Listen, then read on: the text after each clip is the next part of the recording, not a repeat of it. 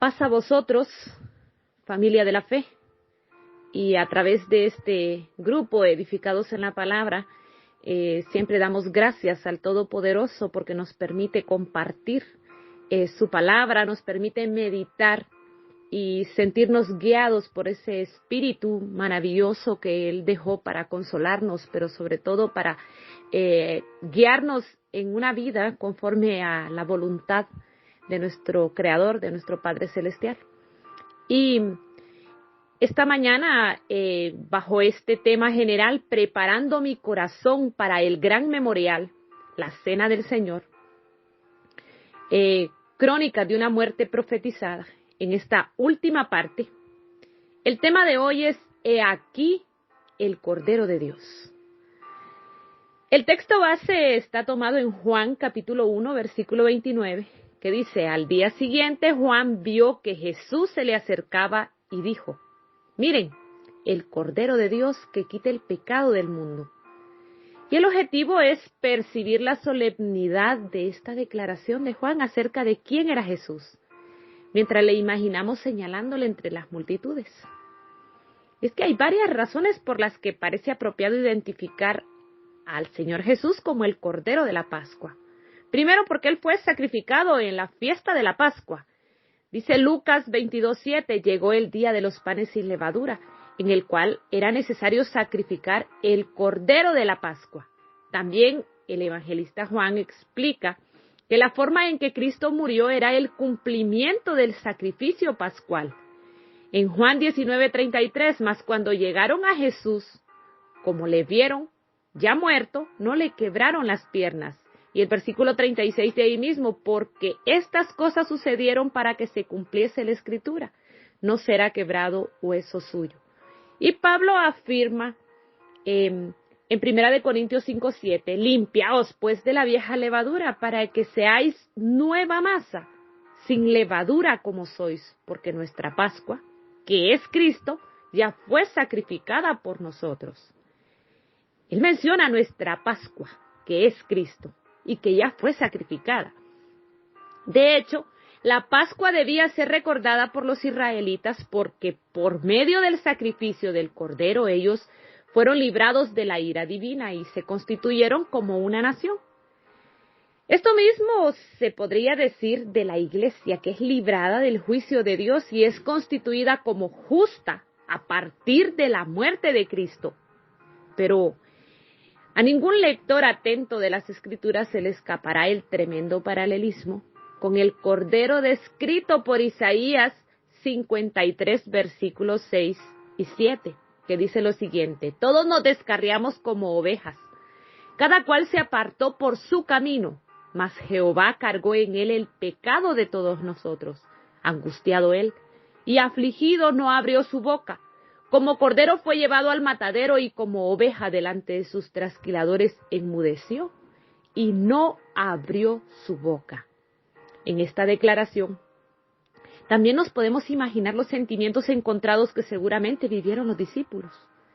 En medio de esa obra maravillosa de salvación que Juan anunciaba, también está el dolor, el sufrimiento, aquel sentimiento profundo de saber que aquel que está allí, junto con ellos, su maestro, su guía, su amigo, su compañero, está a punto de pasar por un sufrimiento tremendo, por un dolor muy amargo. De hecho, en muchas ocasiones ellos fueron y trataron de desear que aquello no pasara. Por eso, es una situación muy dura, muy difícil. Imaginémonos nosotros que tenemos a alguien ahí al par, sea su hijo, su mamá, su papá, su esposo, su esposa, una persona de quien usted se siente apegado sentimentalmente y que esa persona debe pasar por un dolor tan fuerte, por un proceso tan profundo y tan doloroso, hasta la muerte. ¿Cuál sería nuestra reacción si supiéramos que uno de nuestros seres queridos va a pasar por todo eso? ¿Qué sentiríamos? ¿Qué pediríamos? ¿Cómo actuaríamos? Es algo muy difícil por lo que pasaron los discípulos. Sabemos solo con imaginar el momento que todos los seguidores de Jesús están pasando por un proceso duro. Y que por eso fue necesario que durante los 3 años y medio de ministerio, el amante Jesús, con esa delicadeza que tenía para con ellos, les explicara a detalle cada una de las razones de por qué aquel duro proceso. Y por eso también quedó escrito para que nos lo explicaran a nosotros, para que lo podamos entender, porque en realidad Jesús desde el principio fue completamente despreciado.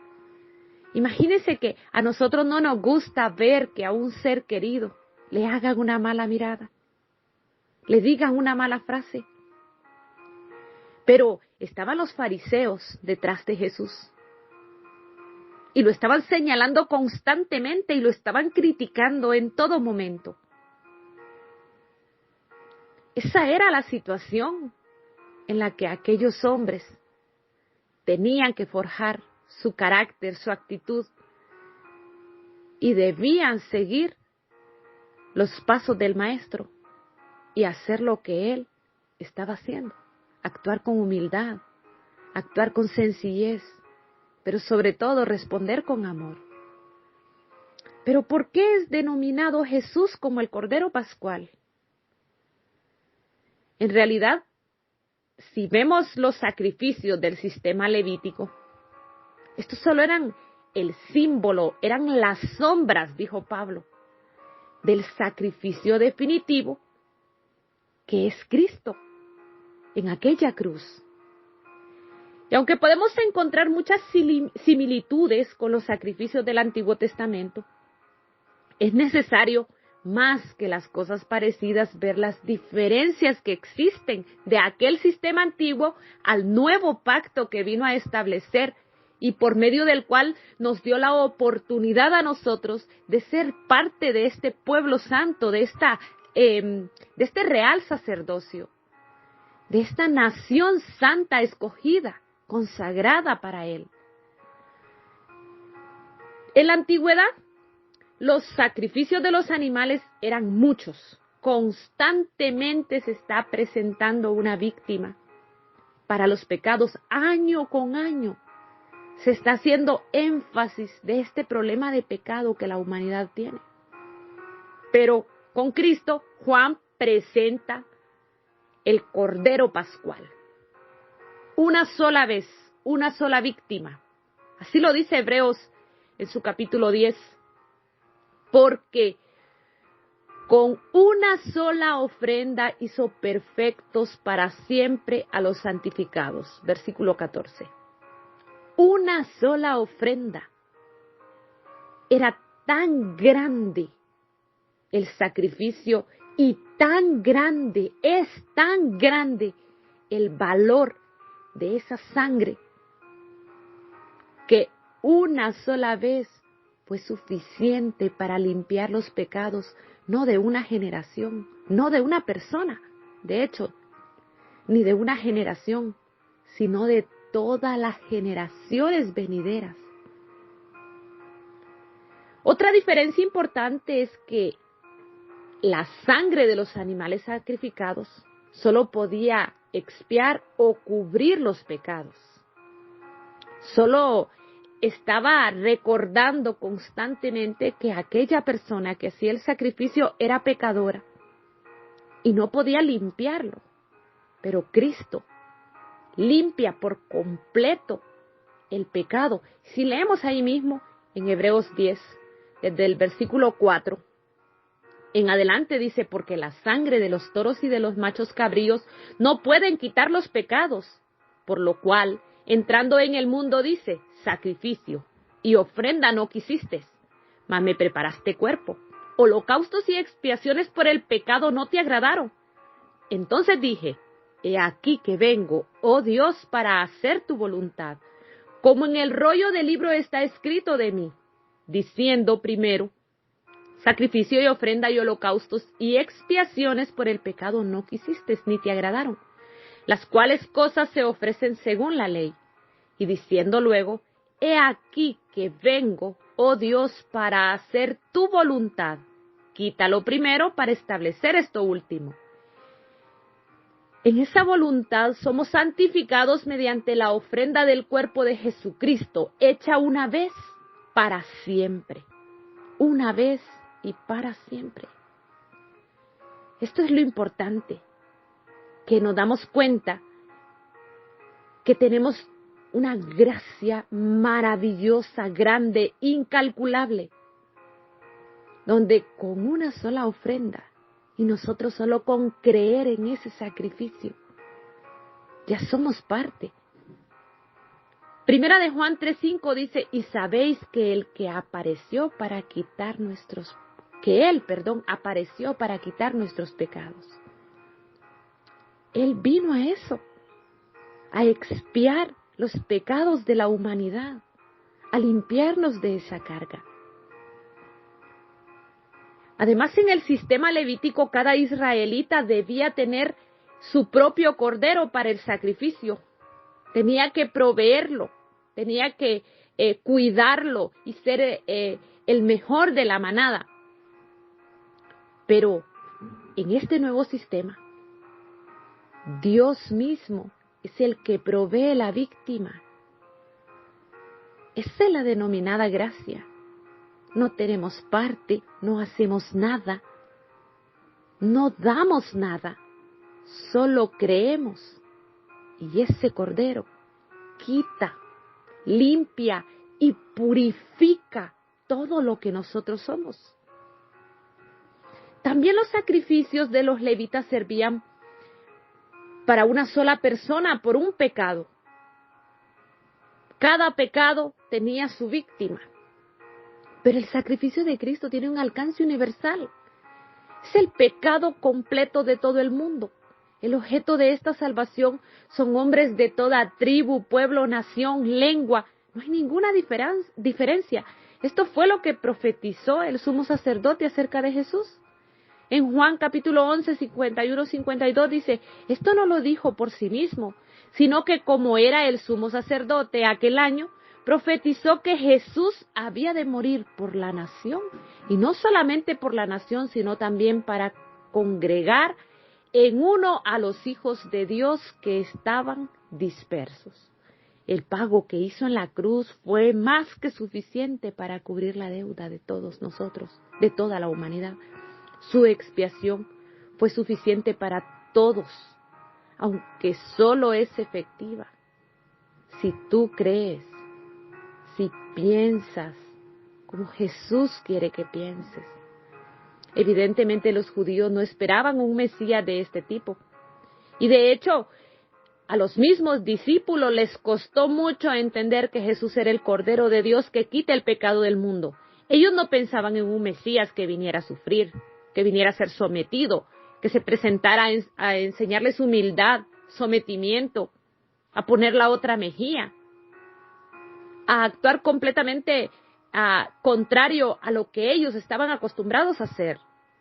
Dentro de sus prioridades no estaba la salvación del pecado, sino la salvación de sus enemigos, que los librara de los romanos. Ellos vivían como tortura todas las guerras y todos los ataques que habían sufrido por generaciones. Por eso es que finalmente él fue rechazado por su mismo pueblo. Porque hay una enseñanza completamente diferente a la visualización que ellos tenían de su Salvador. Pero era necesario el sacrificio del pecado. ¿Y por qué es necesario que esto pase? ¿Por qué quitar el pecado con el sacrificio de Jesús? Yo siempre menciono Romanos 6:23, porque la paga del pecado es muerte. Y la palabra se cumple y debe de pagarse con muerte. Pero la dádiva de Dios es vida eterna en Cristo Jesús. Eso dice el texto. Pero sobre todo si vemos Hechos 9:23, Dice que porque sin derramamiento de sangre no se hace remisión de pecados. Si no se derramaba sangre, eso era lo que estaba establecido desde el antiguo pacto. Solo a través de la sangre se pueden limpiar los pecados. Y es como un proceso de sustitución. Es decir, colocar una cosa en lugar de otra. Esa era la esencia de los sacrificios en el antiguo pacto. Y Cristo vino a hacer por el hombre lo mismo. Algo que el ser humano no puede hacer por sí mismos. Nosotros no podemos pagar la deuda de pecado que ya tenemos. Y algo que es esencial para nosotros como personas, para ser felices, es sentirnos libres. Es sentir que hemos sido librados de esas cargas. Por eso es necesario vivir libres de pecado. La religión insiste en que la persona debe cargar con su propio pecado y expiarlo con buenas obras. Pero si yo puedo expiar mi pecado con buenas obras, no necesito a Cristo. De nada sirvió el sacrificio de Cristo en la cruz. Y si tengo que cargar con mis propios pecados, entonces estoy perdido y estoy condenado. Porque sin Cristo no puedo deshacerme de esa carga, la voy a cargar durante toda mi vida. Pero sin embargo, si Cristo carga con mi pecado, yo tengo salvación gracias a Él. Cuando más insiste el hombre en redimirse por sus propias obras, peor es el resultado que obtiene. Porque más lleno de ego, más lleno de orgullo, más lleno de sentimientos que nos apartan del reconocimiento de la obra de Cristo. Así nos volvemos. Pensemos por unos momentos en la misión que el Señor Jesucristo asumió al venir a este mundo. Él vino a quitar el pecado del mundo. ¿Cómo podemos medir tan inmensa carga? Allí donde usted está, ¿qué piensa del pecado de su vida? ¿Realmente usted cree que puede continuar con esas luchas que usted mismo lleva? ¿Usted cree que la vida realmente es difícil y que los pecados le vuelven feliz? ¿O piensa que la carga de pecados usted la puede limpiar? Y que de verdad usted puede transformar su vida solo, sin ayuda del santo, del perfecto, del justo, del transformador, del guiador, del hacedor de todas las cosas.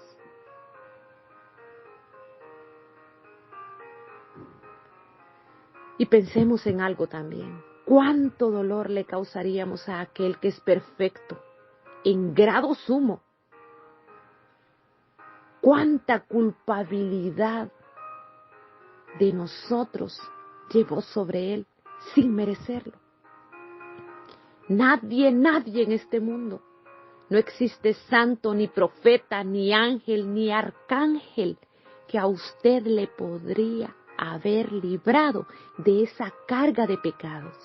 Y usted puede transformar su vida de hoy en adelante, pero tiene una carga en su pasado que también tiene que dar cuenta por ello.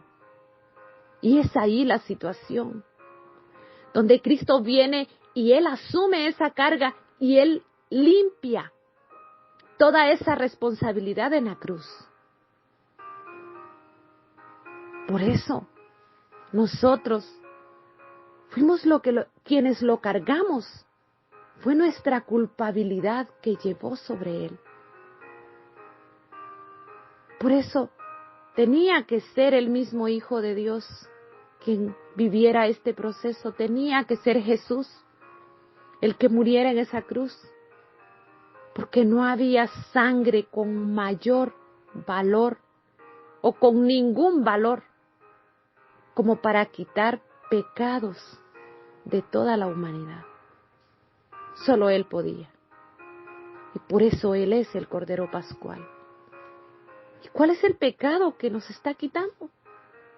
Pues Él se refiere a todo tipo de pecado, a toda carga de vivir sin Dios, todo aquel actuar que lo hemos hecho conforme a nuestra voluntad, cuando hemos decidido por nuestra propia cuenta. Pero con ello también nos regala la maravillosa oportunidad de ser guiados, de ser dirigidos a través de su Santo Espíritu y de poder llevar una vida consagrada, dedicada, conforme a su santa y gloriosa voluntad, que ya está preparada para usted y para mí. Que no podemos venir nosotros a decirle que nos gusta y que no, que queremos y que no, porque Él ya dijo qué es lo que hay que hacer. Y Él es un Dios todopoderoso. Él es un Dios que dice y que su pueblo hace. Y que reconociendo ese maravilloso sacrificio, el agradecimiento más grande que nosotros podemos dar es vivir conforme a su santa y gloriosa voluntad.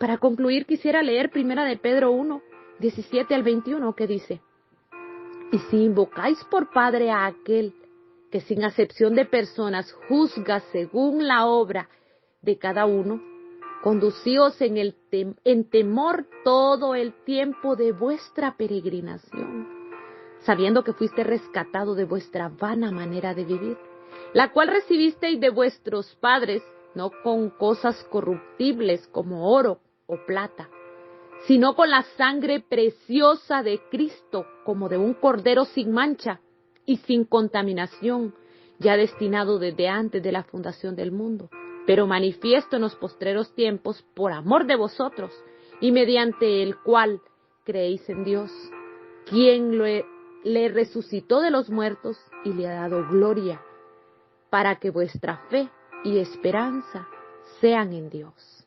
Amén. Así debe ser nuestra fe, fundamentada en ese sacrificio que Cristo ya hizo en esa cruz. Por eso Él es el Cordero, porque limpió los pecados de toda la humanidad, porque su sangre derramada purificó la vida de todos aquellos que creen en Él, que agradecen ese sacrificio. ¿Y cómo creemos? Sabiendo que su palabra es verdad. ¿Y cómo agradecemos? Viviendo esa palabra que Él ya dejó escrita. Es maravilloso sentir que Él es el Cordero que quitó el pecado de todos nosotros. Si usted todavía no se ha librado de esos pecados, si sigue viviendo con esa carga, yo le motivo para que quite todo eso y lo ponga en Jesús. Y que sea Él el que lleve sus cargas. Y que sea Él el que le dirija. Dedíquele su vida. Entréguele todo lo que usted es. No se va a arrepentir jamás, porque no hay mejor lugar que vivir con Cristo, que ser guiado por Cristo, que estar frente al Padre en aquel día maravilloso y poderle ver cara a cara y poder decir que somos parte del pueblo de Cristo, somos parte de ese cuerpo celestial maravilloso. Oremos, mis amados hermanos. Padre Celestial, en este momento quiero darte las gracias. Gracias porque tu palabra siempre llega a nuestras mentes, a nuestros corazones. Eres tú el que haces esa obra. Y porque sabemos, mi Dios, que tú has dicho que tu palabra no regresará vacía. Sabemos también, mi Dios, que obras en los corazones de aquellos que escuchan, a lo mejor por primera vez, o que escuchan un mensaje que es certero en su situación. Por eso, mi Dios, te damos las gracias, porque es tu Espíritu haciendo la obra. Así como también te pedimos que nos guíes, que nos transformes, que nos dirijas, que nos permitas ver nuestras faltas, mi Dios, para poderlas declarar delante de ti. Porque confesando nuestras faltas, es como tú también nos permites ser transformados. Tú nos transformas, mejor dicho, nos guías. Por eso, mi Dios, ponemos delante de ti nuestra mente, nuestro corazón, nuestros sentimientos y todo nuestro ser, para que tú hagas conforme a tu santa y gloriosa voluntad.